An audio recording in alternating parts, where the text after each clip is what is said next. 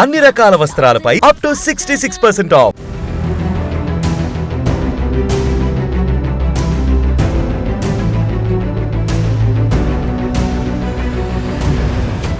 అందరికీ నమస్కారం. నేను Swarupa Potlapalli. Welcome to Suman TV. Pastor Praveen పగడాలది హత్య, ఆయన మరణం మీద మళ్ళీ విచారణ జరిపించాలి, రీపోస్ట్ మార్టం జరిపించాలి అంటూ హర్షకుమార్ గారి ట్రస్ట్కి కొందరు డబ్బులు కూడా పంపించడం జరిగింది. 5 లక్షల రూపాయలని ఏపీ రిజిస్ట్రార్కి కూడా హర్షకుమార్ గారు సమర్పించారు. అసలు ఆయనది హత్య అని చెప్పడానికి మీ దగ్గర ఏమైనా సాక్ష్యాలు ఉన్నాయా? ఇందాక ది ఇనిషియేషన్ ఆఫ్ ది వీడియోలోనే మీరు అన్నటువంటి మాట, పోలీస్ డిపార్ట్మెంట్ సాక్ష్యాధారాలు బయటపెట్టారు. పోలీస్ డిపార్ట్మెంట్ సీసీటీవీ ఫుటేజ్ బయటపెట్టాల్సిన అవసరం ఏముందండి? Police department is not answerable to public. Police department is answerable to court. Police department is answerable to constitution. But police department is not answerable to public. ఎందుకంటే this is an accident. ఆ accident ఏదైనా ఉంటే police department have to submit the evidence to the court, but not to TV channels.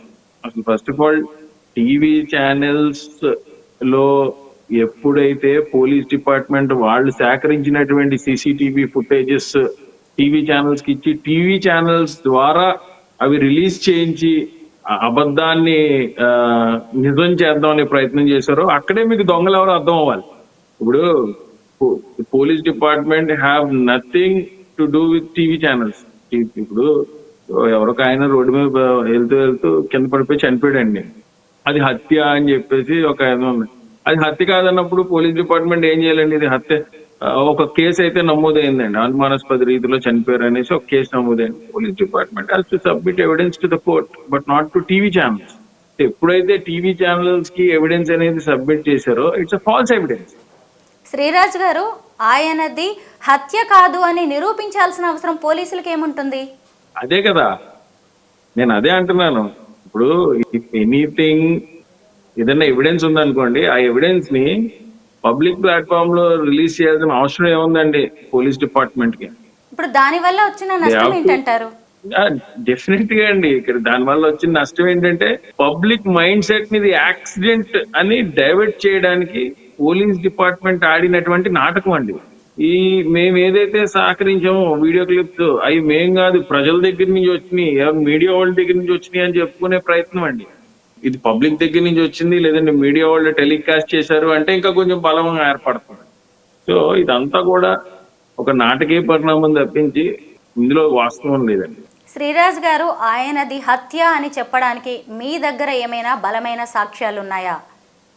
Repost mortem జరిగితే దాంట్లో ఉన్నటువంటి గాయాలే అది హత్య లేదంటే యాక్సిడెంట్ అనేది ప్రూవ్ చేస్తుందండి. అందుకని మేము హానరబుల్ కోర్ట్ కి వెళ్ళి రీపోస్ట్ మార్టం కి ఒక పబ్లిక్ ఇంట్రెస్ట్ లిటిగేషన్ దాఖలు చేయడం అయినది. దాంట్లో భాగంగానే కోర్టు 5 లక్షల రూపాయలు, మీకు నిజంగా అంత ఇంట్రెస్ట్ ఉన్నది అని అనుకుంటే 5 లక్షల రూపాయలు ఇమీడియట్ గా చేయమన్నారు. అదే రోజు నాన్నగారు 5 లక్షల రూపాయలు కోర్టుకు కట్టేద్దాం అనుకున్నారు హర్షకుమార్ గారు. కాకపోతే అరే, this is not my public interest litigation, this is not Harshakumar's interest litigation.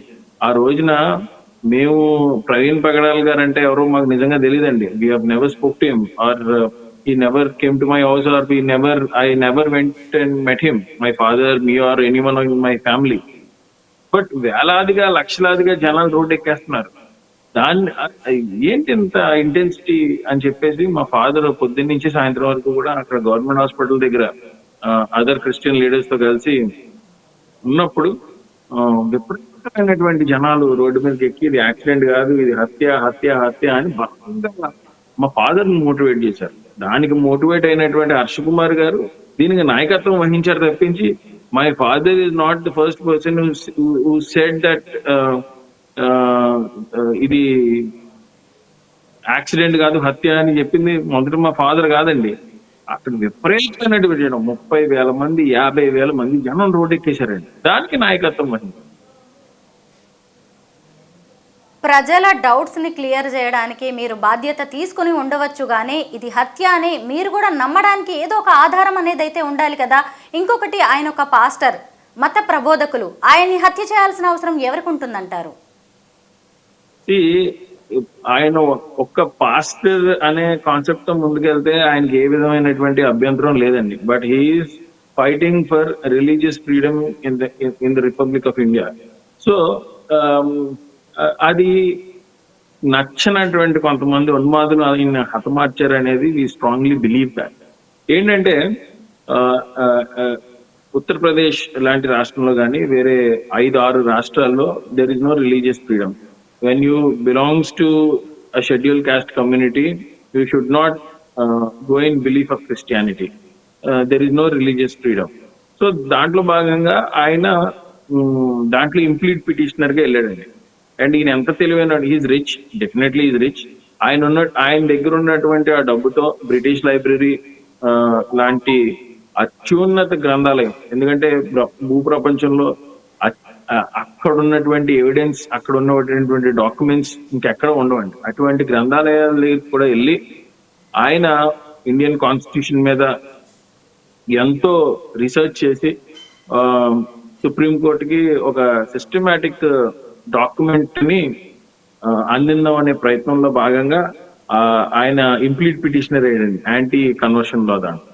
So ఈయన దగ్గర ఉన్నటువంటి ఎవిడెన్స్ ఎప్పుడైతే సుప్రీంకోర్టుకి చేరి ఇమీడియట్ గా రిలీజియస్ ఫ్రీడమ్ అనేది భారతదేశంలో ఎంటర్ అవుతుందో అప్పుడు దీని ద్వారా ఎఫెక్ట్ అయ్యే, అంటే నిజంగా కూడా మతాన్ని దురదృష్టం డబ్బు చేసేసారండి. ఓన్లీ మతం అంటే డబ్బే, కానుకలు, డబ్బు తప్పించి. నేనేం హిందూస్ గురించి మాట్లాడట్లేదు. Every religion is like that. Even if you take Christianity, if you take Hinduism, if you take Muslim, every one.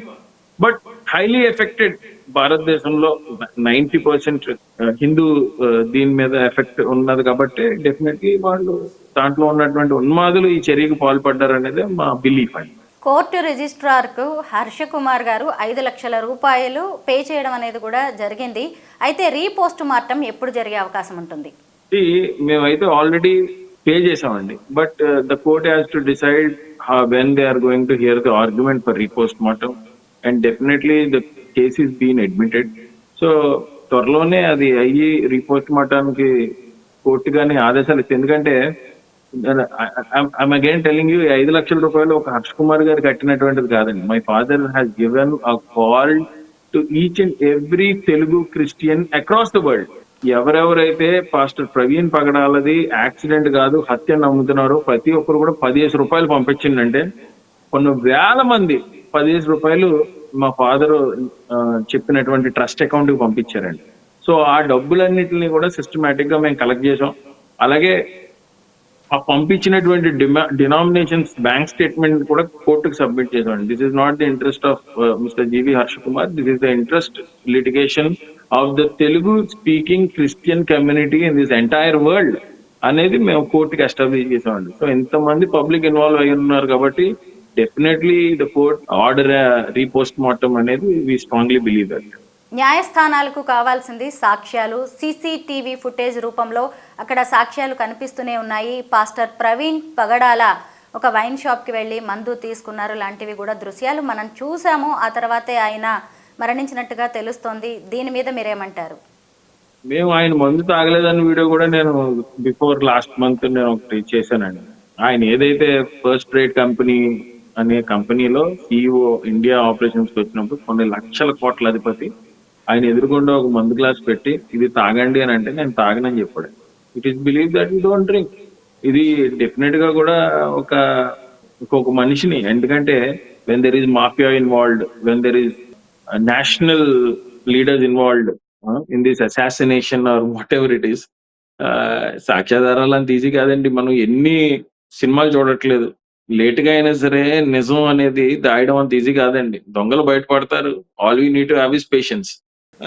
So madam, first of all ఈ ప్రవీణ్ పగడాల ఇన్సిడెంట్ లో మీరు కానీ కేటగిరికల్ గా అబ్జర్వ్ చేసినట్టయితే మేడం, ఫస్ట్ ఆఫ్ ఆల్ ఈ రాష్ట్ర ప్రభుత్వం initial గా చేసినటువంటి చర్య ఏదుందో అది నిజంగా అభినందనీయం. ఎందుకంటే ముఖ్యమంత్రి గారు చాలా థరో ఇన్వెస్టిగేషన్ ప్రాసెస్ ని ఎస్కలేట్ చేశారు. At the same time police department కూడా ఇనీషియల్ స్టేజ్ లో ఎఫ్ఐఆర్ నామినేట్ చేసినప్పుడు అందులో ఎవరెవరైతే అనుమానాస్పద వ్యక్తుల్ని పెట్టారో 10 మందిని, వాళ్ళు ఇన్వెస్టిగేట్ చేసే ప్రాసెస్ కానీ లేదంటే వాళ్ళని క్వశ్చన్ చేసే ప్రాసెస్ కానీ లేదంటే style of and the procedural doing of investigating the crime incident కానీ they have done a very good job. But after కొన్ని దోతలు కొన్ని శక్తులు దాంట్లో ఎంటర్ అయిన తర్వాత they have compromise the case. ఇది ఎందుకు చెప్తున్నానంటే చంద్రబాబు నాయుడు గారు is in the coalition government. అసలు దీంట్లో ఆయన పైనుంచి ఏదన్నా ఒక ఇన్ఫ్లుయెన్స్ వచ్చింది, ఆయన కాంప్రమైజ్ చేశాడు, దానివల్లనే ఆయన మాట్లాడలేదు. అంటే సడన్ గా అప్పటి వరకు సిన్సియర్ గా జరిగినటువంటి ఇన్వెస్టిగేషన్ ప్రాసెస్ కాంప్రమైజ్ అయింది అని మనం ఒక నిమిషం అనుకోవచ్చు. But the opposition leader Jaganmohan Reddy ఈ నిమిషం వరకు కూడా పాస్టర్ ప్రవీణ్ పగడాల కేసు విషయం అయ్యి ఒక్క స్టేట్మెంట్ కూడా ఇవ్వలేదు. అంటే ఎంత బలమైనటువంటి శక్తి జగన్మోహన్ రెడ్డిని ఇన్ఫ్లుయెన్స్ చేసింది ఈ కేసులో నువ్వు మాట్లాడావంటే ఏ విధమైనటువంటి చర్యలు నీ మీద ఉంటాయి అనేది. ఎందుకంటే Congress party or we are not in opposition, we are not in government, but as a political party we are fighting. Harsh Kumar గారి నాయకత్వంలో మేము దీంట్లో భాగస్వాములు అయ్యి ఈ పోరాటంలో ఏదైతే ప్రజలందరూ స్ట్రాంగ్ గా బిలీవ్ చేస్తున్నారు ఇది యాక్సిడెంట్ కాదు హత్య అని, మేము దీంట్లో ధీటుగా ముందుకెళ్తున్నాం.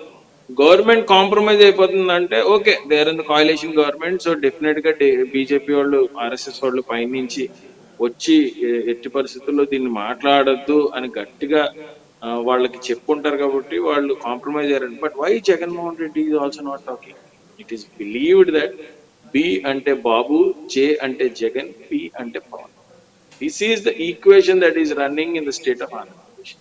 ఖచ్చితంగా దీని వెనకాల బీజేపీలో ఉన్నటువంటి పెద్దల హస్తం ఉంది, ఆర్ఎస్ఎస్ లో ఉన్న పెద్దల హస్తం ఉంది. And this is the religious murder that happened and that is the only reason government want to compromise this case. Praveen పగడాలది హత్య అని వాదించడమే కాకుండా ఆయన మరణం మీద నిజాల్ని నిర్ధారించాలి అంటూ చాలామంది ముందుకొచ్చి హర్షకుమార్ గారి ట్రస్ట్కి 5 లక్షల రూపాయలని ఇవ్వడం అనేది కూడా పెద్ద విషయమే. ఏది ఏమైనా సరే ఓ వ్యక్తి మరణం ఎలా సంభవించింది, దాని వెనక ఎవరు ఉన్నారు అని తెలుసుకోవాల్సిన అవసరం అయితే ప్రతి ఒక్కరికి ఉంది. Thank you so much Sreeraj గారు. థ్యాంక్ యూ స్వరూప గారు, thanks for joining and I wish you good luck. మీరు చేస్తున్నటువంటి సేవ నిజంగా అభినందనీయం. థ్యాంక్ యూ సో మచ్ అండి.